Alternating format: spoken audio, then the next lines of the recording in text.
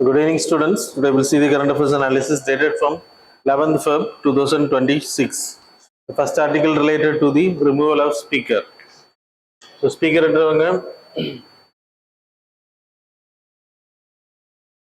the Lok Sabha speaker. So, presiding officer. Presiding officer we have for both the houses, Lok Sabha as well as Rajya Sabha. Lok Sabha speaker. இங்க ராஜ்யசபா வந்து chairperson who is our vice பிரசிடென்டா இருக்கவங்க எப்பவுமே லோக்சபா ராஜ்யசபாவுக்கு சேர்மனா வருவாங்க. Ex official chairman of Rajya Sabha. ஸ்பீக்கரை பொறுத்த வரைக்கும் elected from the house, Lok Sabha itself. சரியா? So speaker is a presiding officer. So lot of special powers also there. So tenure வந்து 5 years. அதுக்கு முன்னாடி ரிசைன் பண்ணலாம். Can be removed also when he or she is violating the constitution. So elected from the Lok Sabha itself, voting பண்றது அவங்க மட்டும்தான். அதே மாதிரி ராஜ்யசபா மட்டும்தான், சாரி லோக் சபா தான் ரிமூவல் ப்ராசஸும் பண்ண முடியும். That is effective majority all the then members of the house.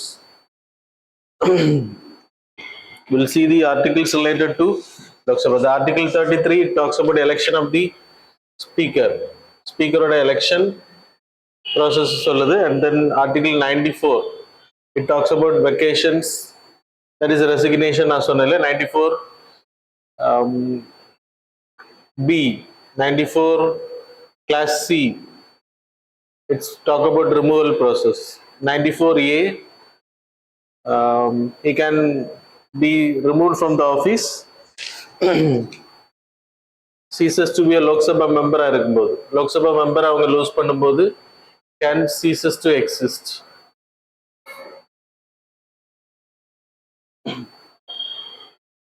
அது மாதிரி ஸோ 94A என்ன சொல்லுது அப்படின்னா, லோக்சபா மெம்பராக இருக்கிறவங்க தான் ஸ்பீக்கராக இருக்கணும். சப்போஸ் ஸ்பீக்கர் வந்து லோக்சபா மெம்பரை இழக்கிறாங்க அப்படின்றப்போ ஸ்பீக்கரோட பதவி போயிடும்.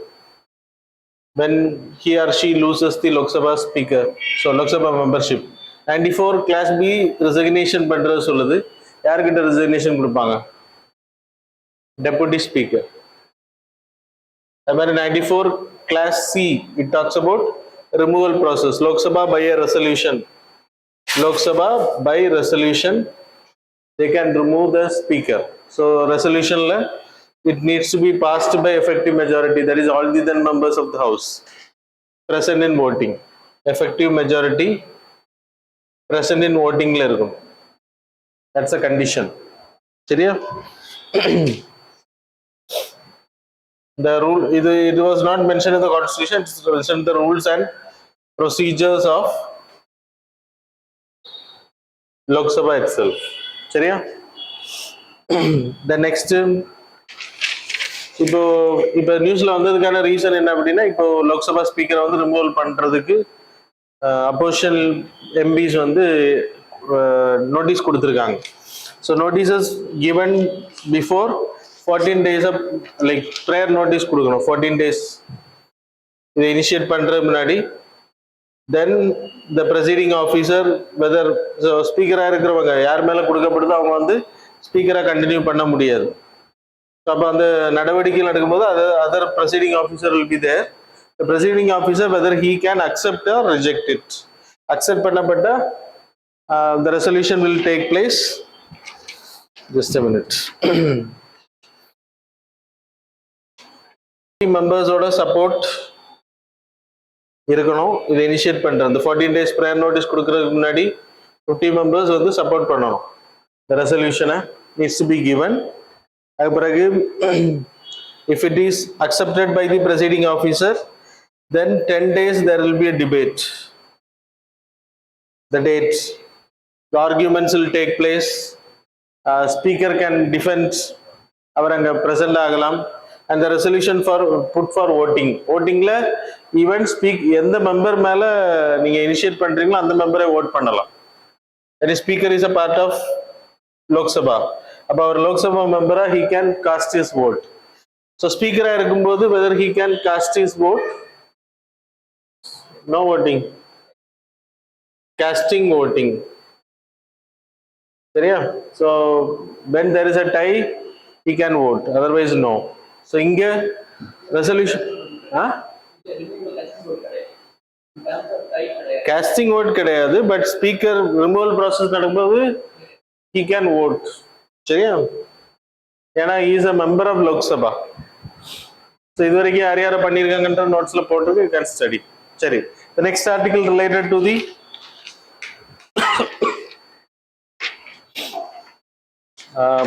corruption perception index. So corruption perception index, the constitution. It was released by Transparency International. So every year release பண்ண 2025 கான டேட்டாவை ரிலீஸ் பண்ண. கரப்ஷன் வந்து எந்த அளவுக்கு ஒவ்வொரு நாடுகளில் இருக்கு, நம்ம போன வாட்டி கிடைச்சதோட ரேங்கிங் இம்ப்ரூவ் ஆயிருக்கு. Last year we got 96, this year we got 91. ஆனால் 5 ரேங்க் நம்ம முன்னாடி வந்திருக்கோம். பட் ஸ்கோர் இம்ப்ரூவ் ஆயிருக்கான்னு கேட்டாச்சுன்னா we are very less. 39 is our score. So Denmark வந்து 86 ஸ்கோர். டென்மார்க்கோட ஸ்கோர் வந்து 89. Somalia, south Sudan 9th rank, 9th score. அப்படின்னா ரொம்ப லீஸ்ட்ல இருக்காங்க. ஸோ இது எதை வச்சு எடுப்பாங்க அப்படின்னா there are some datas. So corruptions வந்து எந்த அளவுக்கு, பியூரோக்ரஸி எப்படி இருக்கு, டிரான்ஸ்பரன்சி எப்படி இருக்கு, டிஜிட்டலைசேஷன். இப்போ நம்ம நிறைய விஷயங்களை ஆன்லைன்லேயே பே பண்றோம். there is no corruption, chances of corruption is very less. இன்னைக்கு ஸ்மார்ட் கார்ட்ஸ் இருக்கிறதுனால ரேஷன் பொருட்கள் வந்து கரப்ஷன் பண்ண முடியாது. முன்னாடி அரிசிகள் எல்லாம் கடத்துவாங்க. அரிசிகள் அந்த குடும்ப அட்டைதாரர்கள் வாங்கலை அப்படின்னா வேற யாராச்சும் பேர்ல அதை வித்துருவாங்க. ஸோ அந்த மாதிரி இல்லீகாலிட்டி இன்னைக்கு பண்ண முடியாது, இல்லை ஃபிங்கர் பிரிண்ட்ஸ்ல வர்றதுனால. ஸோ இதன் அடிப்படையில் தான் இந்த பெர்செப்ஷன் இண்டெக்ஸ் எடுக்கப்படுது. So it's not a governmental, it's non governmental index. சரி, இருந்தாலும் இம்பார்ட்டன்ஸ். ஸோ கரப்ஷனுக்காக ரிலீஸ் பண்ணக்கூடிய only one documents. Asia Pacific 0 to 100 ரேங்கிங்ல இதை எடுக்கிறாங்க. நான் இப்போ சொன்ன டேட்டாஸ் அடிப்படையில். ஸோ அதில் நமக்கு வந்து 39th rank, Denmark having 89th rank, 89th score, நமக்கு 39, ரேங்க் வந்துட்டு 91. ஸோ ஏஷியா பசிபிக் ஏரியாவில் இப்போ ரீசெண்டாக நடந்த சில மாற்றங்கள், தட் இஸ் நேபாளில் நடந்த ஜென்சி போராட்டம், இந்தோனேஷியாவில் அதே மாதிரி. ஸோ இதெல்லாமே கவர்மெண்ட் வந்து அக்கௌண்டபிலிட்டி கொண்டு வருது. அதனால வந்து ஒரு அவேர்னஸ் கிரியேட் ஆயிருக்கு அப்படின்னு சொல்றாங்க. அது மாதிரி இந்த ரிப்போர்ட்ல தான் சொல்லப்படுது. UK they dropped from like previous ரேங்க்ல இருந்து 20th ரேங்க்கு போயிருக்காங்க. யூஎஸ் வந்து 29வது ரேங்க்கு போயிருக்காங்க முன்னாடியில இருந்ததுல இருந்து. So 29th rank. So US drop ஆயிருக்காங்க. அது மாதிரி 2025 எடுத்தீங்கன்னா ஜேர்னலிசம் வந்து அதிகமாக தாக்கப்படக்கூடிய இந்தியான்னு சொல்லப்படுது. அதுவும் இதில் ஆட் பண்ணியிருக்காங்க. டிரான்ஸ்பரன்சி அப்படின்றப்போ ஜேர்னலிசமும் அதில் வரும் இல்லையா? ஸோ விசில் ப்ளோவர்ஸ் வந்து ஜேர்னலிஸ்டாக தான் இருப்பாங்க மோஸ்ட்லி. அவங்க தான் டிடெக்டிவ்ஸ் மாதிரி ஆக்ட் பண்ணுவாங்க, இன்வெஸ்டிகேட்டிவ் ஜேர்னலிசம் பண்ணுவாங்க. அப்படி பண்ணும்போது நிறைய பேர் தாக்கப்படுறாங்க. அதில் இந்தியா பொறுத்த 90% இந்த மாதிரி இன்டெலிஜென்ஸ் ஆக்டிவிட்டீஸ்ல ஈடுபடுறவங்க கொல்லப்படுறாங்க அப்படின்னு சொல்லப்படுது. இது எந்த கண்ட்ரியில் அதிகமாக இருக்குன்னா, எந்த கண்ட்ரி ரேங்கிங் வந்து ஸ்கோர் வந்து 50 கீழே இருக்கும். இப்போ இந்தியா உட்பட 90% ஜேர்னலிஸ்ட் வேர் கில்ட் அப்படின்னு சொல்லப்படுது டேட்டா. அது மாதிரி இந்தியாவில் கரப்ஷன்ஸ் எந்த மாதிரி இருக்குன்னா, ரெட் டேபிசம். இந்தியாவில் the problem is red tapism. Red டேபிசம்னா என்னது? பியூரோக்ரஸி. ஒரு ஃபைலை சைன் பண்ண மாட்டாங்க, அப்படியே போட்டு வச்சுருவாங்க. அவங்களுக்கு கரெக்டான பேப்பர், இடையில ஒரு பேப்பர் வைக்கணும். நீங்கள் அந்த பேப்பரை வச்சாதான் அவங்க சைன் பண்ணுவாங்க. அப்படி சைன் பண்ணலைன்னா அங்கே வந்து டேக் பண்ணி போட்டுருவாங்க. ஸோ தட்ஸ் வை ரெட் டேபிசம்னு பேரு. நான் சொன்னது நிறைய பேருக்கு புரியல. Okay, good. Week whistle blower protection. நான் ஏதோ முக்கியமான டாக்குமெண்ட் இடையில வைக்கணும்னு சொன்ன மாதிரி நீங்க பாக்குறீங்க. It's a important documents. So week whistle blower protection அப்படின்னா, நம்ம வந்து ஒரு விஷயத்த சொல்றோம் அப்படின்னா போலீஸ் ஆஃபீஸர்ஸே ஃபோன் பண்ணி எதிரிகளுக்கு இன்ஃபார்ம் பண்ணிடுவாங்க. அப்போ அந்த whistle blower can be targeted. சரி, இல்லைன்னா கவுண்டர் கேசஸை போடுறது, ஸோ ஏதாச்சும் ஒரு ஃபேக் கேசஸை போடுறது. Lack of political transparent. நம்ம கவர்மெண்ட் வந்து எது பண்ணாலும், நேற்று பிஎம் கேர் ஃபண்டை பார்த்தோம், அது வெளிப்படைத்தன்மையே கிடையாது. அதில் எவ்வளோ ஃபண்ட் இருக்குன்றே சொல்ல மாட்டோம். அப்படின்னா the transparency problem. So transparency problem of political, even political parties நிறைய ஃபண்டிங் வருது கட்சிகள் கிட்ட இருந்து. அதையும் அவங்க வெளியில சொல்ல மாட்டேன்னு சொல்லி லாஸ்ட்ல எலக்ட்ரல் பாண்ட்ஸை வந்து இப்போ cancel பண்ணப்பட்டுருச்சு. then low conviction rate. Conviction rate is very less. அப்படின்னா இதுல மாற்றவங்க நிறைய பேர் ஊழல்வாதிகள் பிடிக்கப்படுறாங்க. ஆனா அது என்ன பண்ண மாட்டேங்குது, தண்டனை வாங்கி கொடுக்கறதுல ப்ராப்ளம் இருக்கு, தண்டனை கொடுக்கப்பட மாட்டேங்குது. Cultural acceptance.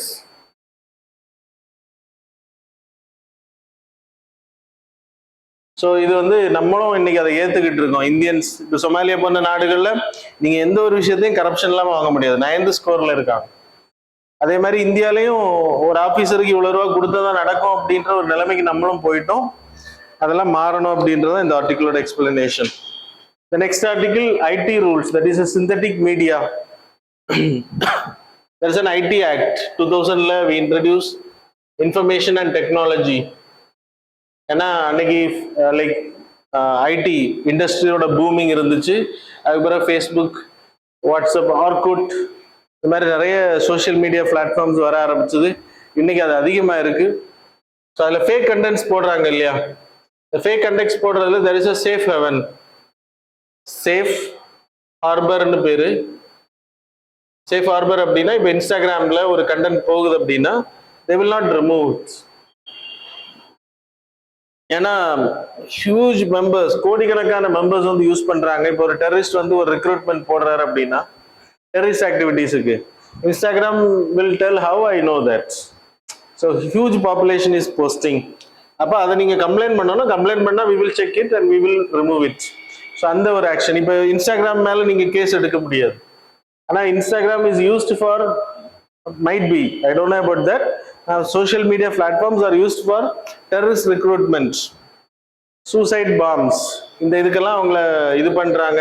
இளைஞர்களை ரேடிகலைசேஷனுக்கு வந்து பயன்படுத்துறாங்க, எக்ஸ்ட்ரீமிஸ்ட் குரூப்ஸ் பயன்படுத்துறாங்க, போதைகளுக்கு பயன்படுத்துறாங்க. போதை, ட்ரக் டிராஃபிக்கிங், அப்புறம் ஹியூமன் டிராஃபிக்கிங், ஆர்கன் டிராஃபிக்கிங் எல்லாமே வந்து இன்னைக்கு ஆன்லைன் பிளாட்ஃபார்ம் தான் அதிகமாக பயன்படுத்தப்படுது. ஸோ அப்போ அதனால அவங்க they are safe ஹார்பர்ல இருக்காங்க. So we amended this article, like IT rules 2021ல amendment பண்ணி there is a, we differentiated it, that is synthetic content. synthetic content அப்படின்னா deep fake, நம்மள மாதிரியே உருவாக்கி அதை நம்ம பேசின மாதிரியே நம்ம டோன்லேயே இது பண்றது, இல்லைன்னா ஆபாசங்களை பரப்புறது, இந்த மாதிரியான கண்டென்ட்ஸ் டீப் ஃபேக் அப்படின்றப்போ சேம் கண்டுபிடிக்கிறது ரொம்ப கஷ்டம். ஸோ இந்த மாதிரியான கண்டென்ட்ஸ் வரும்போது we need to remove. அது யார் ரிமூவ் பண்ணோம்னா சோஷியல் மீடியா பிளாட்ஃபார்ம். அதுக்கு ஒரு கண்டென்ட் டைப். முன்னாடி இல்லீகல் கண்டென்ட் அப்படின்னா கம்ப்ளைண்ட் பண்ணா போதும், 36 hours வந்து ரிமூவ் பண்ணணும். அதே இது நியூடிட்டி ரிலேட்டட் இருந்துச்சு அப்படின்னா 24 hours ரிமூவ் பண்ணணும். ஈவன் இன்ஸ்டாகிராம் நோட்டீஸ் பண்ணா அவங்களும் 24 hours ரிமூவ் பண்ணணும், கம்ப்ளைண்ட் பண்ணலனாலும் சரி. நியூ டெட்லைன் இப்போ புதுசாக 2026ல அமெண்ட்மெண்ட் பண்ணியிருக்காங்க. அதனாலதான் நியூஸ். சிந்தட்டிக் கண்டென்ட்னா என்னன்னு புரிஞ்சா, it's cannot be identified whether it is fake or not அப்படின்றது. அப்படிப்பட்ட கண்டென்ட் ரியலா ஆடியோ விஷுவல் எல்லாமே வரும், டீப் ஃபேக்ஸ்னு பேரு. இந்த 2026ல என்ன பண்ணிருக்காங்க, இதுல சேஞ்சஸ் பண்ணியிருக்காங்க. தட் இஸ் 3 hours குறைச்சிருக்காங்க. இந்த 36 hours-ன்றத 3 hours குறைச்சிருக்காங்க. 3 hours they need to remove social media platform. அது மாதிரி இதை வந்து 2 hours மாத்திருக்காங்க. நியூடிட்டி ரிலேட்டட் வீடியோஸ் இதெல்லாம் பரப்பப்படுது அப்படின்னா ஸோ தட் இஸ் லைக். அப்புறம் மேண்டேட்ரி ரெண்டாவது அமெண்ட்மெண்ட், இது ஃபர்ஸ்ட் அமெண்ட்மெண்ட் இப்போ பண்ணது. ரெண்டாவது அமெண்ட்மெண்ட் என்ன அப்படின்னா mandatory labelling, prominent labelling. That is AI generated videos வந்துச்சுன்னா அதுல ஏஐ லேபிள். இப்போ நம்ம வாட்டர் மார்க் போட்டிருக்கோம்ல நம்ம இன்ஸ்டியூட்டோட பிடிஎஃப் அப்படின்ற, அதே மாதிரி they need to label it. It's an AI generated வீடியோன்றத அவங்க வந்து ஒரு சிம்பிள் ஏதாவது போடணும் அப்படின்றாங்க. ஸோ அதன் மூலமா அதை தெரிஞ்சுக்க முடியும். Label it proactively, take it down when it is wrong. சரியா? So that's about the new amendments. The next article, global warming and colors of nature. So global வார்மிங்கை பொறுத்த வரைக்கும் இன்னைக்கு நம்ம லைக் நம்ம இப்போ நம்ம ட்ரை சீசன் இல்லையா? இப்போ நீங்க புல்லுகளை பார்த்தா என்ன கலர்ல இருக்கு பாக்குறீங்களா? ஆரஞ்சு கலர்லயா? Yellow, brown colour. Okay, so light, so it's light brown colour. So you can see. அதுக்கான ரீசன் என்னன்னா வறட்சி. சரி, அதே மாதிரி நம்மளோட உடம்புல இருக்கக்கூடிய மெலனின் ஃபிஷ்ல இல்லைன்னா குளோரோஃபில் இதெல்லாம் எதுக்கு ஹெல்ப் பண்ணுதுன்னா நம்மளோட பாடியை ப்ரொடெக்ட் பண்ற ஹெல்ப் பண்ணுது. That is a you melanin colours matters, அதனாலதான் சொல்றேன் you melanin and new melanin phenomenon, correct na? Okay, so it's a dark brown color, dark brown, black இந்த மாதிரி ஆகுது. இது வந்து yellow, red hues. ஸோ இது எது ஹெல்ப் பண்ணோம்னா மீன்களுக்கு ஹேமோஃபிளாஜ், இப்போ பச்சைவந்திகள் மாதிரி நம்ம போய் பச்சைவந்திகள்னா கலரை மாற்றிக்கும், அதுவும் ஒரு விதமான மெனலின் தான். ஸோ இது வந்து ஃபிஷ்ஷை பாதுகாக்கிறதுக்கு போய் மறைஞ்சிட்டு இருக்கிறதுக்கெல்லாம் ஹேமோஃபிளாஜ் ஹெல்ப் பண்ணோம், மேட்டிங் ஹெல்ப் பண்ணோம், அட்ராக்ட் த பார்ட்னர்ஸ். ஹவு இன்னைக்கு சொசைட்டி வந்து அழகுக்கு மயங்கி இருக்காங்கல்ல, அது மாதிரி attracting the partners. Thermoregulation, நம்ம ரொம்ப டார்க் ட்ரெஸ் போட்டோம் அப்படின்னா it will absorb the heat. Light dress போட்டிருக்கோம், அதனால விண்டர்ல use to you light dresses, cotton dresses reflect the heat, so absorb பண்ணாது. அதே இது வந்து ஆக்சுவலா I am talking about animals. நான் நம்ம நேச்சரை வச்சு எக்ஸ்பிளைன் பண்றேன். ஓகே, யூவி ப்ரொடெக்ஷன் ஹெல்ப் பண்ணுது, ஷீல்டு ப்ரொடெக்ஷன், யூவி ரேடியேஷன்ல இருந்து நம்மளை பாதுகாக்குது. Attraction, plant attract pollinators, attract பண்ணுது. பாலினேட்டர்ஸ்னா பீஸ், சரியா, பேர்ட்ஸ் இருக்கு. Warning signals, bright colours warn predators. So இதுக்காக அது பயன்படுத்தப்படுது, இயற்கையாக அது கொடுக்கப்பட்டிருக்கு. அது மாதிரி கோல்டு ஏரியாஸ்ல இருக்கக்கூடிய அனிமல்ஸ் டார்க் நேச்சர்ல இருந்துச்சு அப்படின்னா அதோட சூட்டுக்காக அது வந்து பயன்படுத்தப்படும், ஹீட்டுக்காக, அதோட உடம்பு ஹீட் ஆகுறது. வார்ம் ஏரியாஸ்ல light colour animals it will reflect the heat, so அதோட ப்ரொடெக்ஷனுக்காக பயன்படுத்தப்படுது. ஆனா இன்னைக்கு நம்ம இயற்கையை அழிக்கிறதுனால ocean turning greener, ocean blue கலர்ல இருக்குன்னா நான் கிரீனரா மாத்து. எப்படி கிரீன் கலரா மாத்துறீங்க நீங்க? So how we are doing? We are using lot of fertilizers, wastes, garbages எல்லாமே நீங்க ஓஷன்ல டம்ப் பண்றீங்க. அதன் மூலமா என்ன ஆகுதுன்னா ஓஷன் வந்து ரொம்ப அசிடிக், கெமிக்கல்ஸ் அதிகமாகறதுனால ஆல்கே ப்ளூம், பைட்டோபிளாங்டன் ப்ளூம் அதிகமாகறதுனால we can see as a greener. ரொம்ப கிரீன் ஆச்சுன்னா அந்த பாசி பிடிச்ச குளங்கள் எல்லாம் இருக்குல்ல, அதுக்குள்ள உங்களுக்கு நீங்க உள்ள போனீங்கன்னா ரொம்ப டார்க்கா இருக்கும். அப்ப சன்லைட் உள்ள பெனிட்ரேட் ஆகாது, no photosynthesis process will take place. Oxygen level ரொம்ப கம்மியா இருக்கு, அங்க இருக்கக்கூடிய உயிரினங்கள் வந்து அழிஞ்சு போறதுக்கான வாய்ப்பு இருக்கு. Blocks the sunlight, reduces under water photosynthesis, creates low oxygen zones, disrupt the marine food chains. Ecological discolourisation, மரங்கள்ல எப்படி நடக்குதுன்னா இன்னைக்கு நீங்க மரங்களை பாத்தீங்கன்னா குளோரோஃபில் வந்து கம்மியாயிட்டு இருக்கு, மரங்கள் வந்து ரொம்ப காஞ்சு போயுது பிகாஸ் ஆஃப் கிளைமேட் சேஞ்சினால. இப்போ மழையே பெய்யலைன்னா ட்ரை ஆயிரும், அப்ப இலைகள் எல்லாம் என்ன ஆகும்னா ப்ரௌன் கலர்ல மாற ஆரம்பிக்குது. வாட்டர் கண்டென்ட் வந்து கம்மியாகுது மழை இல்லை அப்படின்றப்போ, டிரான்ஸ்பிரேஷன் நடக்கிறது இல்லை, போட்டோசிந்தட்டிக் ஆக்டிவிட்டி இருக்காது, மரங்கள் வந்து ப்ரௌன் ஆச்சுன்னா. இது எதனால நடக்குன்னா ஹீட் ஸ்ட்ரெஸ்னால, ட்ராட்ஸ் வறட்சினால, ஃபயர்ஸ், ஃபாரஸ்ட் ஃபயர்ஸ் அதிகமாக இருந்துச்சுன்னா காடுகள் எல்லாமே வந்து பச்சை கலர்ல இருக்காது, it will be like brown colour. The next third வந்துட்டு டிஸ்கலரைசேஷன் இன் அர்பன் ஏரியாஸ். இப்போ பறவைகள் எல்லாம் நீங்க பாத்தீங்கன்னா ஒயிட் கலர் புறா வந்து பிளாக் கலர்ல பறந்துட்டு இருக்கும் சில டைம்ல பிகாஸ் ஆஃப் பொல்யூஷன்ஸ். இது சைனா போன்ற நாடுகள்ல அதிகமா எக்ஸ்பீரியன்ஸ் பண்ணியிருக்காங்க. அது மாதிரி இண்டஸ்ட்ரியல் ரெவல்யூஷன் பீரியட்ல மத் வேர் அஃபெக்டட், ஸோ மத்தோட ப்ரொடக்ஷன்ஸ் அதிகமா இருந்துச்சு அப்படின்னு சொல்லப்படும் யூகேல. அது மாதிரி இந்தியா போன்ற நாடுகள்ல இந்த அளவுக்கு நம்ம பாதிக்கப்படலை, இருந்தாலும் coral bleaching is happening now. கோரல்ன்றது it's a symbiotic like marine animal, சரியா? So it's a marine animal, it will lives like symbiotic relationship, it's visible, right? Okay, so there will be, இது வந்து எங்க இருக்கும் அப்படின்னா கடல் அளவு ஆழம் இல்லாத பகுதி, கான்டினென்டல் ஷெல்ஃப் ஏரியா, ஐலண்ட்ஸ் ஏரியாஸ்ல அதோட சைடு பகுதியில இருக்கும். கடல் தண்ணி ரொம்ப ஹைட்டு போச்சுன்னா இருக்காது, so it will grow. And then இதை நம்பி இதுல வந்து ஜூசாந்தலை அப்படின்னு சொல்லிட்டு ஒரு சின்ன சின்ன ஆல்கேஸ் இதுல ஒட்டிட்டு இருக்கும், அதான் அதோட பிக்மெண்டேஷன் கொடுக்கக்கூடியது. ஆல்கே இஸ் அ கலரிங், அதனாலதான் கோரல் ரீஃப்ஸ் நீங்க வந்து உள்ள இந்த டிஸ்கவரி சேனல்ஸ் எல்லாம் பார்க்கும்போது யூ ஆர் சீயிங் கலர்ஃபுல்னஸ், அதுல மீன்கள் போய் உள்ள இருக்கிறது. So it's a biodiversity hotspot area. Amazon forest மாதிரி கடலுக்குள்ள இருக்கக்கூடிய ஒரு பகுதியா இருக்கு. So it's a great protection. Coral triangle இதெல்லாமே எக்ஸாம்பிள்ஸ். அது மாதிரி இந்தியாவில் வி ஹேவிங் அந்தமான் நிக்கோபார், லக்ஷதீப், இதெல்லாமே கோரல்ஸ் நிறைய இருக்கு. கல்ஃப் ஆஃப் மன்னார், பார்க் ஸ்ட்ரைட்ல. ஸோ இது வந்து எப்படி ஆக்ட் பண்ணுது அப்படின்னா, இதுக்கு ஆல்கேக்கு தேவையான கார்பன் டை ஆக்சைடு எல்லாம் கோரல் கொடுக்கும். கோரல் ரீஃப்ஸ் வளர்றதுக்கு, இதுல இருக்கக்கூடிய உயிரினங்கள், இதை சரௌண்ட் பண்ணி இருக்கக்கூடிய உயிரினங்கள் வளர்றதுக்கு ஆல்கே வில் ப்ரொடியூஸ் ஆக்சிஜன்.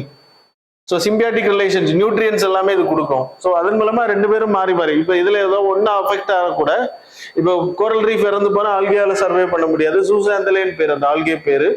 அது மாதிரி ஆல்கே இறந்து போனாலும் கோரல் ரீஃபாவில் சர்வே பண்ண முடியாது. இந்த ஓஷனிக் வாட்டர் ஹைட் அதேஸ் ஆனாலும் சரி, ஓஷன் ஹீட் ஆனாலும் சரி, algae will go dead. Automatically இந்த கோரல் ரீஃப் என்ன பண்ணும் அப்படின்னா, அதை ஸ்பிட் பண்ணி விடும். தென் இதோட கலர் பிக்மெண்ட் போயிடும். ஏன்னா கோரல் ரீஃப் கலர் கொடுத்ததே ஆல்கே தான். அந்த ஆல்கே வந்து அது ஸ்பிட் பண்ணி விட்டுருச்சு அப்படின்னா அந்த coral reef will go white colour. That is called as coral ப்ளீச்சிங்னு பேரு. So coral bleaching is happening now in India. India மட்டும் இல்லை, எல்லா இடங்களையும் நடக்குது. Because of warm oceanic water. இதெல்லாம் தான் ரீசனாக சொல்லப்படுது. இது ரீஃப் பாதிக்கப்பட்டுச்சுன்னா மீன் production, fish production, biodiversity under the sea will get affected. ஏன்னா ஆழ்கடல்ல இருக்கிறத விட கான்டினென்டல் ஷெல்ஃப் ஏரியால இருக்கக்கூடிய உயிரினங்கள் வந்து அதிகம். சரியா? So that's about the articles. Now we will move on to the MCQs.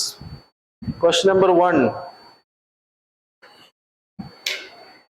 So regarding the status of Indian textile sector, அதை புரிஞ்சுன்னு சொன்னா நீ இப்போ ஆன்சர் பண்ணணும்.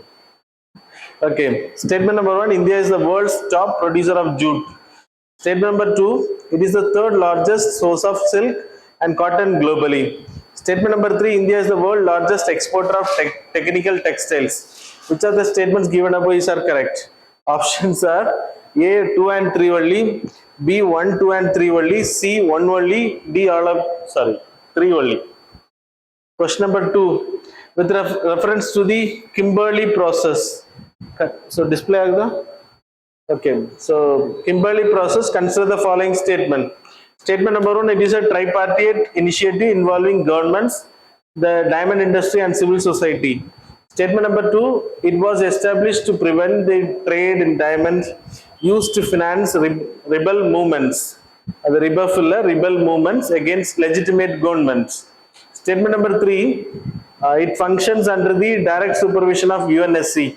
So which of the statements given above is correct? Options are A 1 and 2 only, B 2 and 3 only, C 1 and 3 only, D all of the above.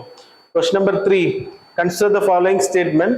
Statement number 1, Bletchley Park AI Safety Summit emphasized catastrophic and frontier AI risk.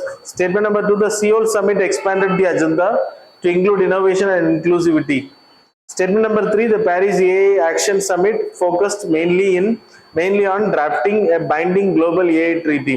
Which of the statements given above is correct? Options are A 1 and 3 only, B 1 and 2 only, C 2 only, D 3 only. Question number 4, regarding the PM CARES Fund and the National Disaster Response Fund, consider the following statements. Statement number 1, both are statutory funds created under the Act of Parliament. Statement number 2, donation to both funds qualify for 100% tax reduction under Section 80G. So third statement, both are subject to audit by Comptroller Auditor General. Which of the statements given above is correct? Options are A 2 only, B 1 and 3 only, C 2 and 3 only, D all of the above. So that's all. Now we will see the answers for the previous. Question number 1, answer is D. Question number 2, answer is B. Question number 3, answer is B. So that's all about the current affairs and MCQ. Thanks a lot for joining with us.